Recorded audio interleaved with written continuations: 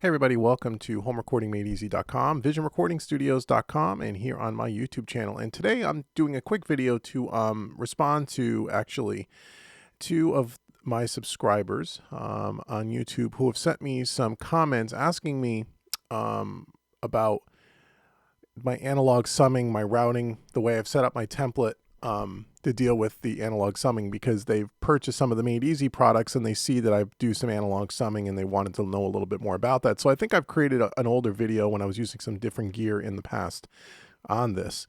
But we got two questions this week, so let me do a quick video. Let me just show you how analog summing kind of works, what I'm using, and why I think it's beneficial, and we'll go from there. Okay, so what you see in front of you here is Presonus Studio One version 3, and these two people asked me to create this in Presonus Studio One because they're both Studio One version 3 owners.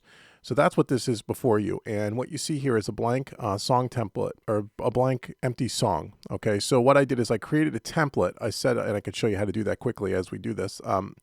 I created a template of an empty mixing session that I use most times when people send me audio files, WAV files for me to mix their projects. This is what I'll open up the session with. So what I have down here is I have a busing system. Okay, so from here to here are my buses, and these are the typical busing system that I use in a session. Now every session's a little different, and I might remove or add additional buses depending on the session, obviously. But this is a good starting point. So you can see I have a drum bus, and then I have a P drums, P being for parallel drum compression. We've talked about that in many other videos. If you want to know what that means, go ahead and search my YouTube archive. We have bass and then P bass, guitars, parallel for guitars, the keyboards or organs or strings, lead vocals, and background vocals. So those are typically the instrumentation I get. Now, if I get a session that has, say, percussion in it, I might create a percussion bus with a percussion parallel compression track. Or if I get some real wacky, or if I get a bunch of different pianos and strings, I may not dump them all on the keyboard bus. Let's say I get a grand piano, and then I get a couple of different patches of, say, strings of violins and cellos and those types of instruments. Depending on the song, I may or may not dump them on one bus. I may have one bus for just piano and one bus for just strings. So you get the point. So this is my basic busing system, and this just saves me time. So when I'm about to mix a session, I already have a lot of this stuff created. To the immediate left of the drum bus, you see a track in red called the print track, and that's when we'll talk about the analog summing. So we'll get to that in a second. So that's my print track for when I bring my mix back into Studio One out from my analog summing device. Okay. And so this is my basic template. I just start with a bunch of buses, and I just start with a print track. I don't have effects tracks, and I don't have a bunch of plugins set up on the different audio tracks, because I never know from one mix to the next what I'm going to deal with. And I used to have a bunch of empty audio tracks, and I would just drag the WAV files onto them, and those audio tracks would already have a bunch of plugins set up on them. But I found that when I did that, more times than not, I would end up going back and removing things, and it was a lot more editing to do from one session to another, because not every session I use the same kind of plugins, even though I may always use a tape emulator, and I may always use the Virtual Console collection by Slate Digital, for example. What I found in version 3 especially is that you can add one plugin on multiple tracks all at once, where you could not do that in version 2. So for example, just to show you that quickly, if I wanted to add a tape machine across all these buses, in version 2 you had to do it one at a time, but in version 3 I can just highlight the first track, highlight the second track, I can open up my effects, and I can drag any effect onto this. So let's just drag, I don't know, doesn't even matter, take a Presonus plugin, but it could be with any plugin. If I wanted to put a delay on all these tracks, I just drag it on the first one, and it's going to populate all of them, as you can see, which did not happen in version 2. So because of that, I would tend to set up a bunch of audio tracks with my effects already on them, or my most commonly used effects. But because this is so much faster in version 3, I really didn't need to do that. And again, you can remove them all just by highlighting and hit remove all. So they fixed that in version 3, which I think is great. And so I don't really need to do that any longer. So I just set this up just like this. So for the two people that asked me about what is my mixing template, here it is. It's a bunch of buses, a busing system with my print track, which I'll talk about right now. So let me go to another excuse me, let me go to another session here that's already loaded up. Okay, so here's a session I just imported the WAV files. Nothing has been done to this session yet. I just started this 15 minutes ago, and I'm going to create some YouTube videos as I'm mixing this song for questions that come up, to answer some questions. But I wanted to show you the routing now. So now we're talking about analog summing. And this is a relatively small session. We have a small drum kit here, which is two kicks, snare, and overheads, a bass, an acoustic guitar, an electric guitar, a slide guitar solo, and a lead vocal. Okay, those are all the tracks we have. As you can see, they're all being sent down to my busing system. So all the drums are going to the drum bus. The bass is going to the bass bus. Okay, the acoustic guitar, the electric guitar, and the slide guitar are all going to a guitar bus, and my vocal is going to the vocal bus, and you can see my buses right here. And as you can see, I have fewer buses in this particular session than I had in the other one, because I don't have any background vocals and I don't have any keyboards. So when I opened up this session, originally my mix template, I deleted a couple of the buses because I didn't need them. Very quick and easy. Dragged my audio onto my tracks, it automatically populates it, and I named them appropriately and color coded them to the color coding scheme that I prefer. From there, now let's talk about the analog summing. So what is analog summing? Quickly, and what do I use? So quickly, I use a Dangerous Music D-Box. I'll put an image up on the screen and try to zoom in so you can see the front panel of it, as I'm going to walk you through the front panel of what this D-Box looks like and what its function. So analog summing is basically, in simplest terms, you are sending your audio from your buses, okay, out discrete outputs on the back of your interface, which in my case is a Universal Audio Apollo. I have 8 1/4-inch outputs on the back of that interface. Most interfaces today that you purchase will have some sort of outputs, and depending on how many outputs are on, it will depend on your interface. So let's say, for example, you have if this is a Presonus video, if you use a Presonus Project Studio or the Fire Studio, whatever they call that, the 8-channel input interface, the FireWire interface. I believe on the back of that, they also have 8 outputs, okay? Each one of those outputs I'm using on the back of my interface, okay? So I'm routing my audio from my audio interface, out of the audio interface, into the Dangerous Music D-Box, which is a summing device. And what the Dangerous Music D-Box does is it takes those 8 inputs, it sums the audio down to a 2-track left and right stereo, and then out of the D-Box, it brings that stereo mix back into Studio One on input 7 and 8, which is right here. If you look over, I'll even color code this a little bit so you can see it. Color it pink here. Onto 7 and 8, and I'll play this back quickly and you'll see the audio. And then from there, the output of 7 and 8 is going to this red print track, okay? Stereo return 7 and 8, and that routing goes out of the print track to the master fader. So you say, well, geez, why the hell would you want to do all that rigmarole? Because the D-Box, or any analog summing hardware device, the thought process around analog summing is when you're dealing just in digital domain, that you don't have, and one of the things we talk about all over my YouTube channel, any one of my videos, you listen to me rant and rave about vintage plugins and analog plugins and how analog vibe sounds better to me, to my ears. It has more vibe, more mojo, more analog warmth, more that nice, gooey, creamy, warm sound that you're used to of all the records that we all grew up listening to. We're all made on analog gear.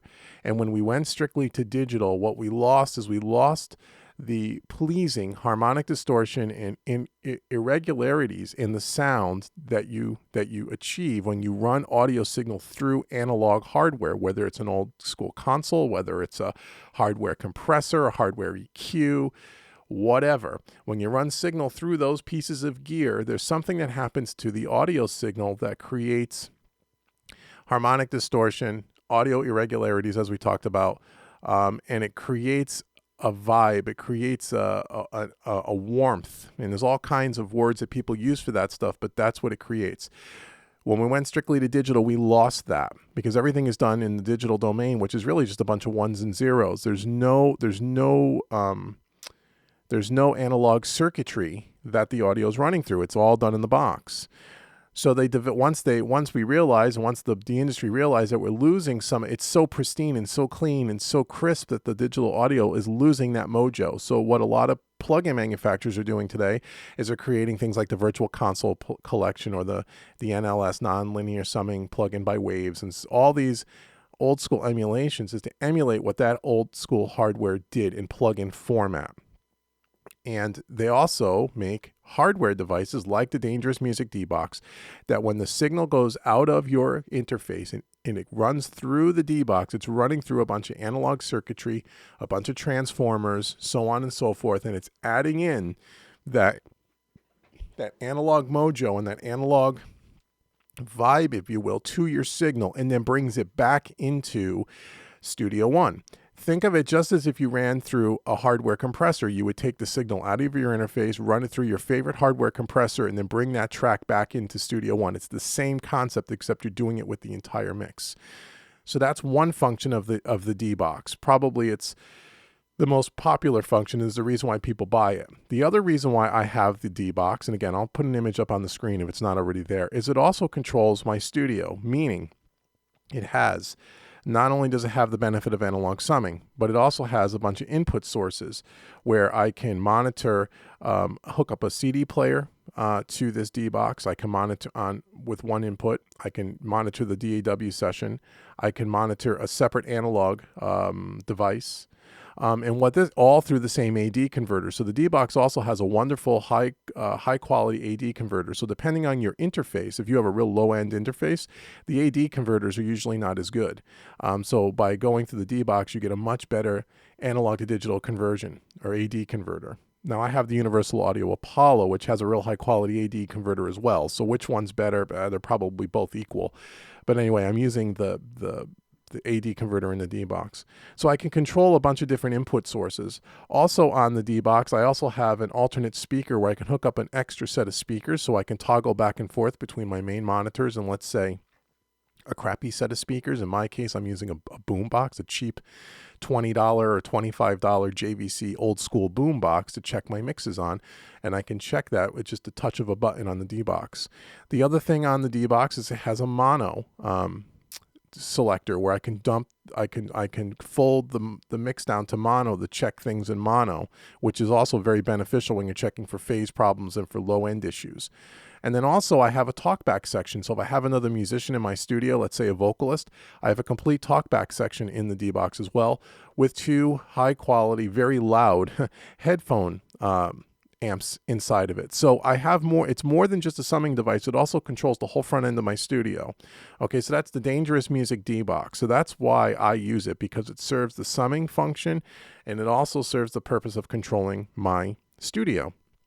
Okay, so now having said all of that, so again, the audio, it goes from my individual tracks, in this case, let's say the drums, it's going to a drum bus, and then out of that drum bus, instead of going to the main outs, it's going to what I created called the drum stem. You can see that here. And in Studio One, if you go over to the left here and you click on this output tab, you can see over here in this kind of purplish color, the four outputs. It's a four stereo outputs, so 8 single outputs on my interface. Here are the stems. We call them stems. And if you want to know how you set that up, if you come over to Preferences and you go to your audio setup and go to song setup, and here's our inputs and outputs. Our inputs here, you see I removed all the inputs and I created an input called stereo return 7 and 8. And here's my 7 and 8. Channel 7 and 8 is the input of my interface, is where I'm bringing the stereo mix back in to Studio One. So I hope that makes sense. So the first 4 inputs are my mic high Z line inputs. This is on the Apollo. I only have 4 inputs on the Apollo. Okay. Channels input 1 and 2 are on the front of the device for me to plug in like a 1/4 inch jack, a bass guitar, electric guitar, etc., etc. And 3 and 4 XLRs on the back of the unit to plug in microphones. Okay. Line 7 and 8 are the inputs. These are the inputs that when you're bringing it back in, 1/4 inch inputs. So I have 4 inputs as well. I have 4 outputs, and I have 4 or actually it's 8 outputs, but I have 4 XLR inputs, and then I have 4 XLRs, and then I have 4 1/4 inch inputs. And on channel 7 and 8, and I could have easily chose channel 5 and 6, but I always just default to 7 and 8 are the 1/4 inch inputs on the back of my Apollo, where the mix comes out of the D-Box back in. Okay, I hope that made sense.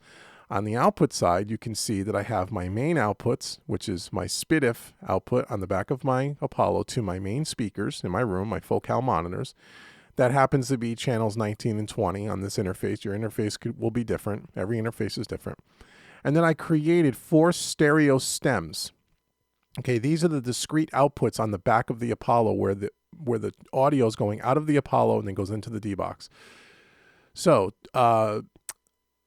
line 1, line 2, outputs 1 and 2 are my drum stem. Lines 3 and 4, outputs 3 and 4. Again, these are the physical 1/4-inch outputs. Okay, keep that in mind. Here's the guitar stem. Outputs 5 and 6 are my keyboard stem. Outputs 7 and 8 are my vocal stem.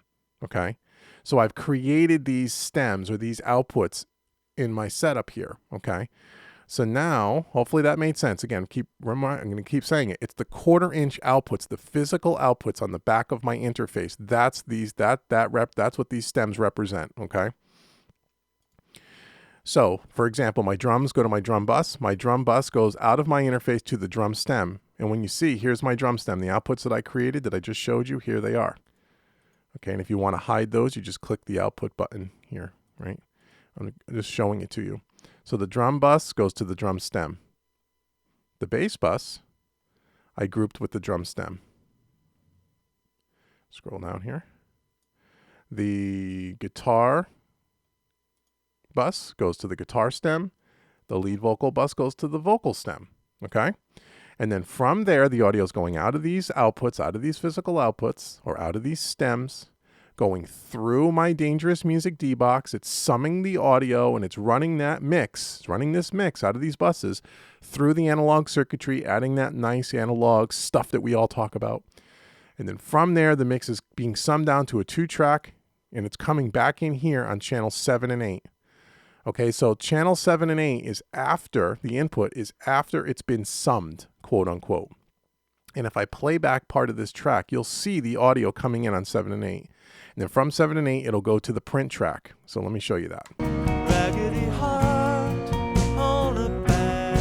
See it here. I'm going to turn this down for a second. Okay, see the audio?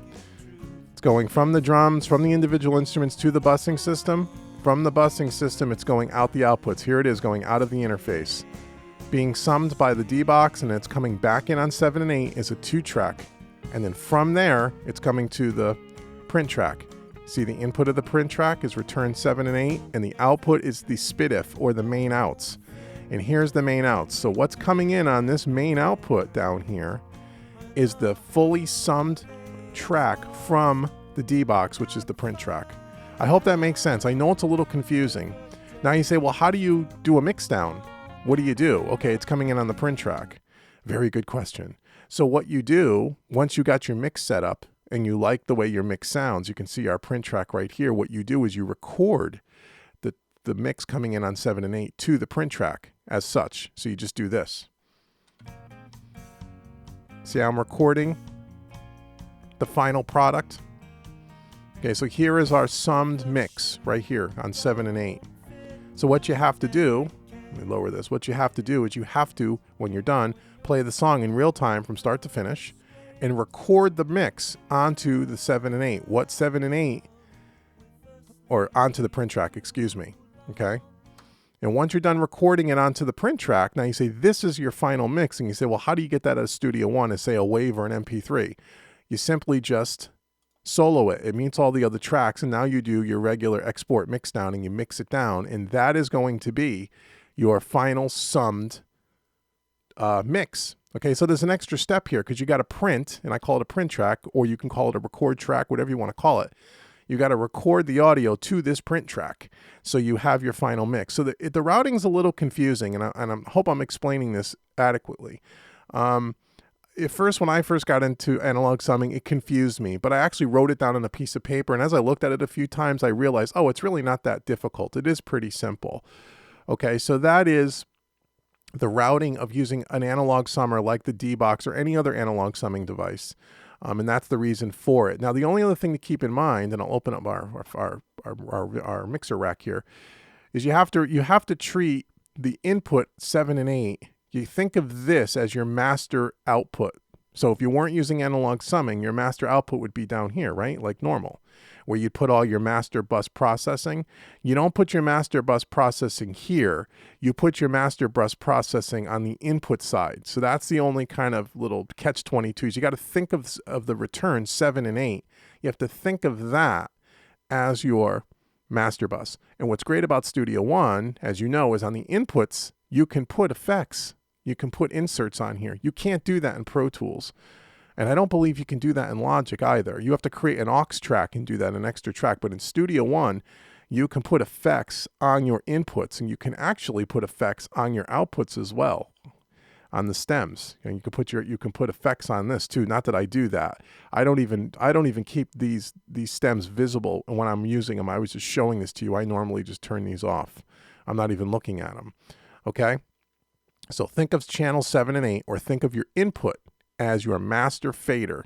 This is how you look at this. And then this, whatever compressors or EQs or tape emulators or whatever you put here, the signal is going to run through it, just like it would on the master fader, and then you're going to print it onto your print track. And that is going to be your fully processed mix, which then again will go out to your output, and you just do your regular stereo mix down. So I hope that answered the question. I know I rambled on a little too long, but that's how I use analog summing with Studio One, and that's the template that I use to, along with it. So it is pretty simple. And the question always is, and there's a debate, you go any forum that talks about analog summing, Gear Sluts, whatever it is, and you talk about analog summing, and you're going to get 50% of the people will tell you it makes no difference, it's all a bunch of hype, and then you're going to get the other 50% of the people that are going to tell you it makes all the difference in the world. I'm going to tell you that I was one of the non-believers for several years until I actually heard it for myself and actually tried it. And I can tell you from my experience, and again, I'm not telling you to go out and run out and buy an analog summer, because that's going to make your mixes sound better. Because unless you know how to do the basic fundamentals of mixing, unless you know how to really understand EQ compression and all the stuff that we talk about in the Made Easy products and all the stuff that I talk about on my YouTube channel, analog summing is not going to help someone who doesn't know how to mix properly and doesn't know how to achieve a good mix with the bare tools. Is not going to help them create a professional sounding mix.